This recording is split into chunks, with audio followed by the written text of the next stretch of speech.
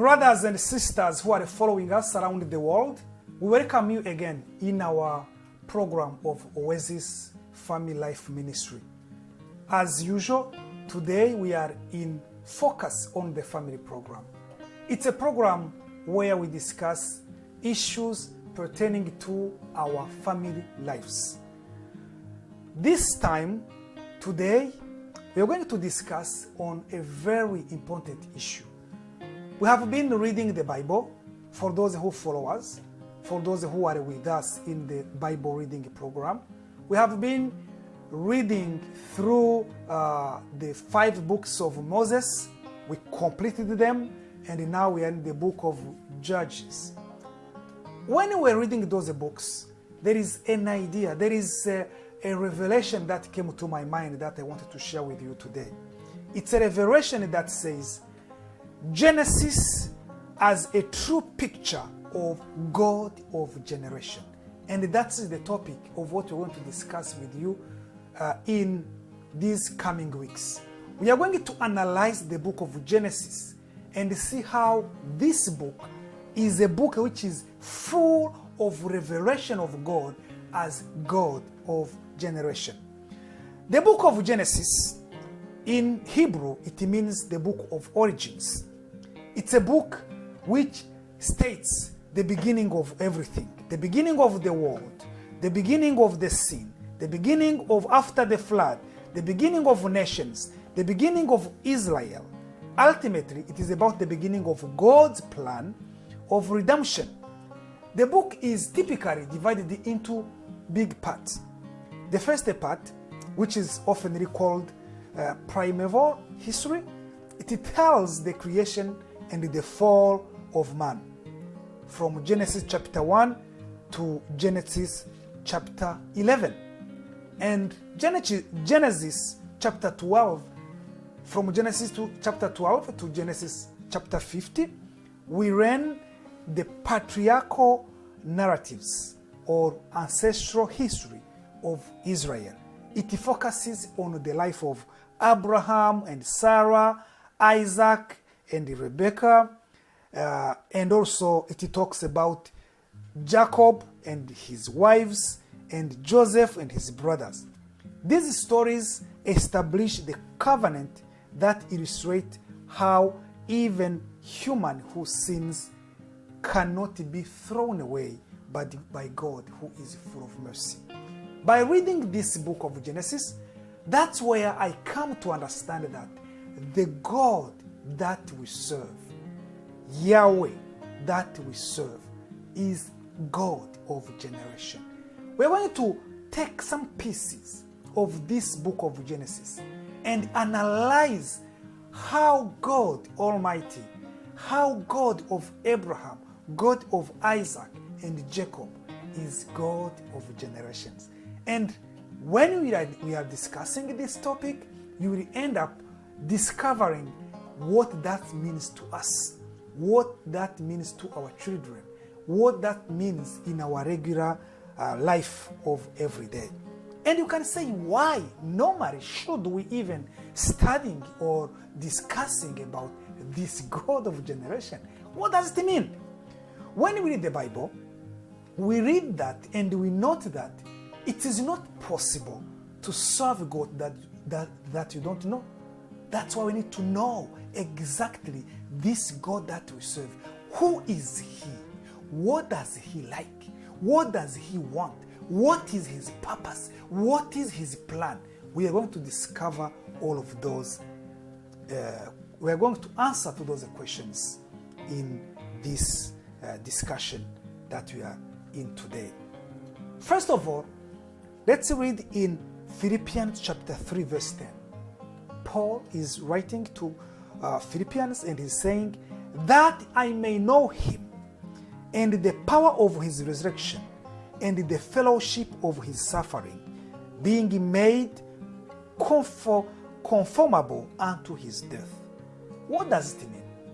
This means that even though Paul had a revelation about God, he had talked with Jesus, he had met with Jesus, he had that special encounter that many people have not have a chance to have. But even that, he said that I need to know him more. That's the main purpose of discussing this topic tonight, is knowing God more, is that you may know him more. Knowing God is not only the issue of the present, it has been also the issue of the past. I remember a man that I like very much called Moses, a man who was standing between man and God. He walked with God for many years, but at a certain time he said, God, it's time that you show me your glory. In other words, it's time that you show yourself to me so that I can know exactly who am I serving. I think discussing this topic, we are trying to answer that question. Who is that God that we serve? Remember what Genesis chapter 33 verse 12 says. Then Moses says to the Lord, see, you have said to me, bring up these people, but you have not let me know who you will send. You send with me. Yet you have said, I know you by name, and you have also found grace in my sight. Now therefore I pray, if I have found grace in your sight, show me now your way, that I may know you, and that I may find grace in your sight, and consider that this nation is your people. And God said, my presence will go with you, and I will give you rest. This is God responding to him. And Moses did not stop there. He insisted. He said, I need to see you. And God finally told him, please, Moses said, please show me your glory. In other words, show me how beautiful you are. Show me your face. That's verse 18 of Genesis chapter 33. And then he said, I will make my goodness pass before you, and I will proclaim the name of the Lord before you. I will be gracious to you. I will be gracious, and I will have a compassion on whom I will have a compassion. But he said, you cannot see my face, for no man shall see me and live. This is God that we serve. I'm saying this because we all the time need to know who is this God. This moment I wanted to tell you, the God that we serve is a God of generations. Is a God who does not stop, who did not stop in the past. Is not God who will stop today. Is God who will continue to be there forever, because he is God of generation. And when you talk about generations, it means that it passed from parents to children, from those children to grandchildren, continuing from generation to generation. It's God of generations. I want to take some big parts of Genesis and share with you how God himself reveals himself as a God of generation. From the creation, when we read in Genesis chapter 1, verse 27, we read this. So God created the man in his own image. In the image of God, he created him. Male and female, he created them. Then God blessed them, and God said to them, be fruitful and multiply. Fill the earth and subdue it. Have a dominion over the fish and of the sea, over the birds of the air, and over everything that lives and moves on the earth. Verse 24 of chapter 2, we read, therefore a man shall leave his father and mother and be joined to his father, and they shall become one flesh. As you can see in this verse, God made a man and a woman to flourish, to multiply, to fill the earth. He put them in the garden, but he didn't say, enjoy life and be here forever. No, he said, I'm a God of generations. I want to see you filling the earth. I want my glory to be proclaimed forever among many generations who will fill the earth. That's why a man has to leave his parents and be his wife become one flesh so that they can multiply and fill the earth. Psalm 127 verse 3d, it says, Children are indeed a heritage from the Lord, and the fruit of the womb his reward. This is the deep understanding of the meaning of children. The Bible insists that children are the heritage of the Lord. They come from him.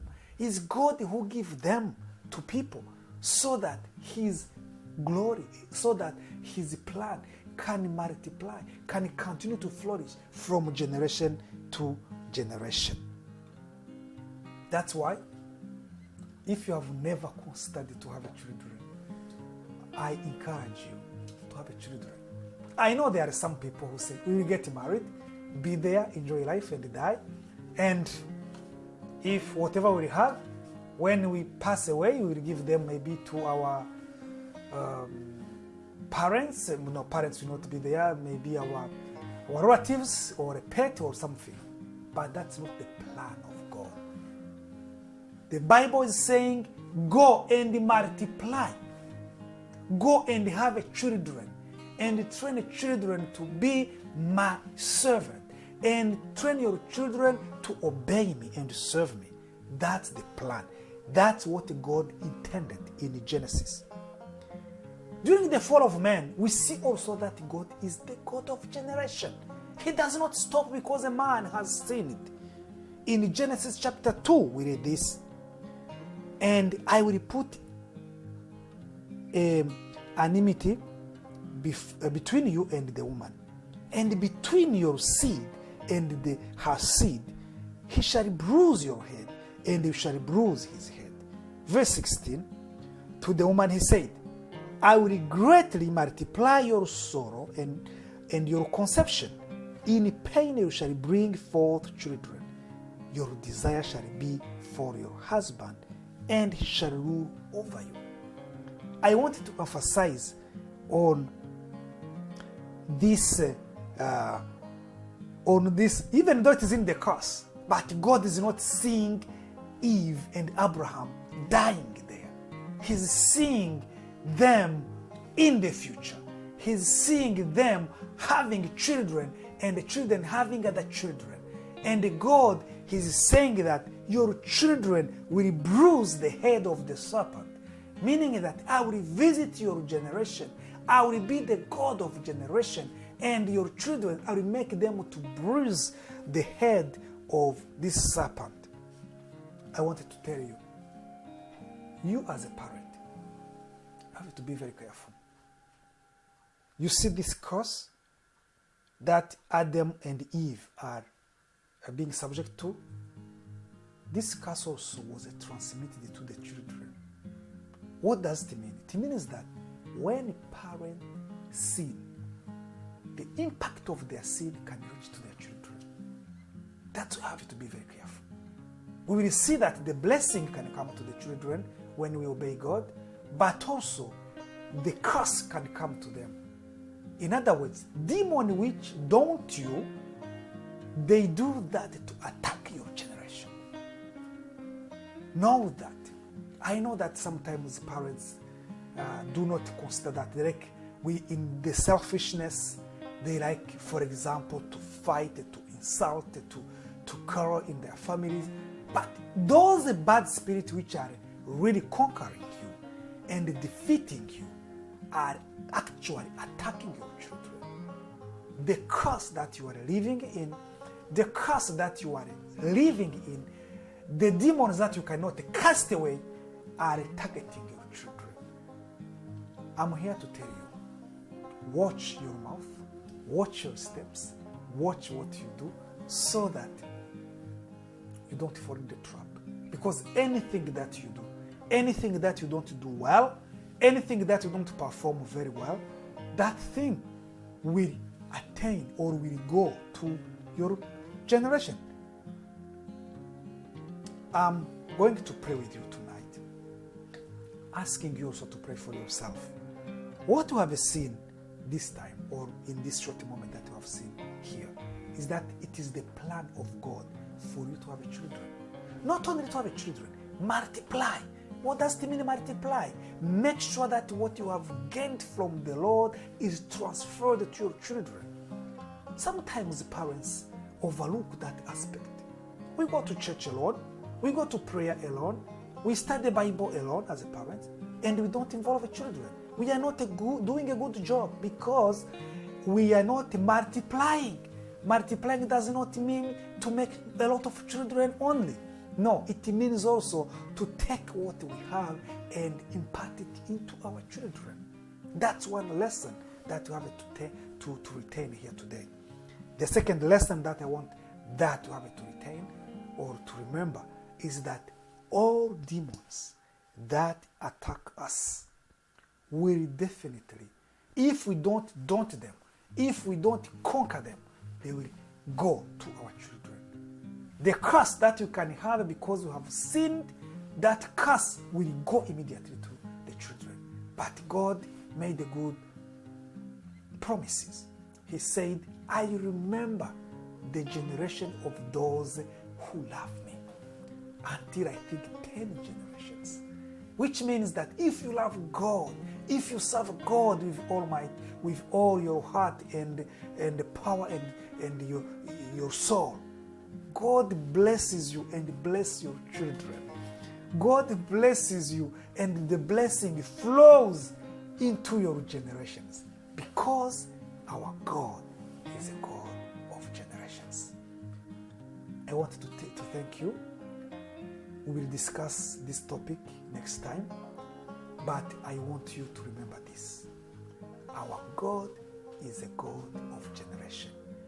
Remember that wherever you are, God is a God of generations. Continue to pray for your children, behave very well, and also be a conqueror. Don't allow the demons and Satan to take over on your family, because if he takes over on your family, he's taking over on your children. God bless you. See you next time.